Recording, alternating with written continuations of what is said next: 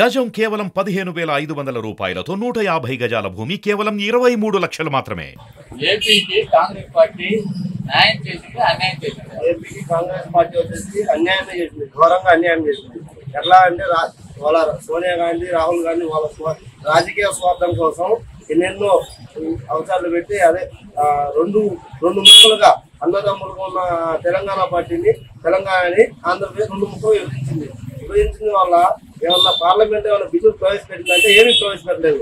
వాళ్ళ రాజకీయ స్వార్థం కోసం ఓన్లీ తెలంగాణకే అభివృద్ధి చేశారు, కానీ ఆంధ్రప్రదేశ్ అదే అన్నదమ్ములు ఎట్లా కలిసి ఎట్లా విభజిస్తారో అట్లా ఉత్తపల్లెం ఇచ్చి అడుక్కోమని పంపించింది. తెలంగాణకి కాంగ్రెస్ పార్టీ పిసిసి చీఫ్ పదవి ఇవ్వడం వల్ల కాంగ్రెస్ పార్టీకి బలం చేకూరుతుందా? తెలంగాణకి ఆంధ్రప్రదేశ్ చీఫ్ ఇచ్చినందువల్ల రాజకీయంగా లబ్ధి పొందుతున్న అసమ్మతి నాయకులు వైఎస్ఆర్ కాంగ్రెస్ పార్టీలో కానీ టీడీపీ పార్టీలో కానీ అసమ్మతి నాయకులు అంటే సీట్లు రాని వల్ల ఇన్ఛార్జీలు అట్లా సీట్లు రాని వాళ్ళు అటు పోయే అవకాశం ఉంటుంది.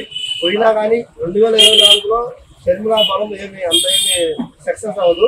2029లో కాస్త కూస్త అమలయ్యేటట్టుగా ఉందని నా ఆలోచన ప్రకారం నేను చెప్తున్నాను. కాంగ్రెస్ పార్టీ ఏపీకి న్యాయం చేసిందే, అన్యాయం చేసిందే? ఆంధ్ర ప్రజలు కూడా విభజనకు ఇబ్బంది లేకుండా సిద్ధంగా ఉన్నారనే సంకేతాలు కేంద్రానికి కలిగిన పరిస్థితులు ఉన్నాయన్నమాట.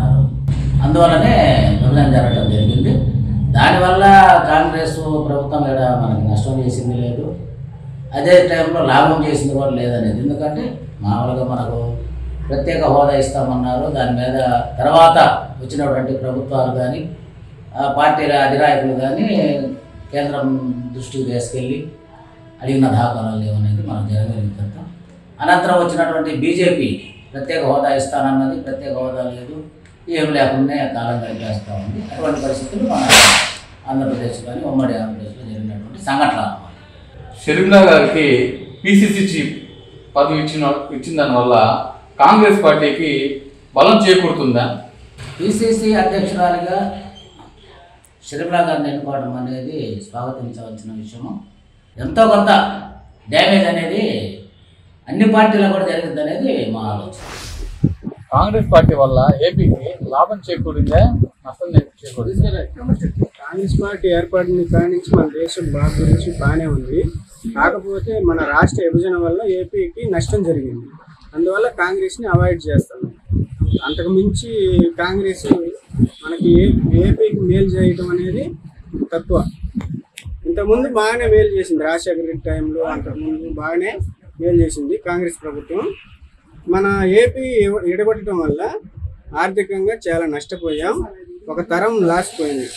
ఇప్పుడు మన తరం ఉంది, మన తరం లాసిపోయింది. ఒక 10 సంవత్సరాలు ఈ తెలంగాణ గొడవల గుండా ఈ 10 సంవత్సరాలు ఉద్యోగ నోటిఫికేషన్ లేవు, ఇంకా కొత్త నోటిఫికేషన్ లేవు, అసలు అవకాశాలు అనేవి కల్పించలేకపోయింది. మాలాంటి వాళ్ళు నిరుద్యోగులుగా మిగిలిపోయారు. కాంగ్రెస్ పార్టీకి అధ్యక్షురాలుగా షర్మిలా గారు ఈరోజు రావడం జరిగింది. ఆ వల్ల కాంగ్రెస్ పార్టీకి లాభం చేకూరిందా? షర్మిలా గారు రావటం మంచిదే, కాకపోతే ఇక్కడ జగన్ చేసే కార్యక్రమాల గుండా జగన్కి అభిమానం పెరిగింది. ప్రజలు జగన్ పట్ల అభిమానాన్ని పెంచుకున్నారు.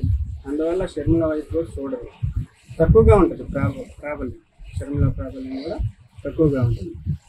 ప్రధాన పోటీ జనసేన, టీడీపీ టు వైసీపీకే ఉంటుంది, కాంగ్రెస్కి ఉండదు. ఏపీకి కాంగ్రెస్ పార్టీ న్యాయం చేసి అన్యాయం చేసింది. ఖచ్చితంగా అన్యాయమే చేసిందండి. ఏపీకి రాష్ట్రం విడిపోయిన తర్వాత స్పెషల్ ట్యాక్స్ ఇవ్వకుండా హైదరాబాద్ని తీసేయడం వల్ల మనకి ఆర్థికంగా లేవు కాబట్టి ఖచ్చితంగా అన్యాయం చేసింది. షర్మిలా గారు కాంగ్రెస్ పార్టీ రావడం వల్ల కాంగ్రెస్ పార్టీకి బలం చేకూరితే? అస్సలు కాంగ్రెస్ పార్టీకి వైఎస్ఆర్సీపీ అయితే 100కు 100% నష్టపోయిందండి. 50% ఓట్లు పోతాయి. టీడీపీకి, జనసేనకి 100కు 100% న్యాయం జరుగుతుంది షర్మిలా గారు రావడం వల్ల.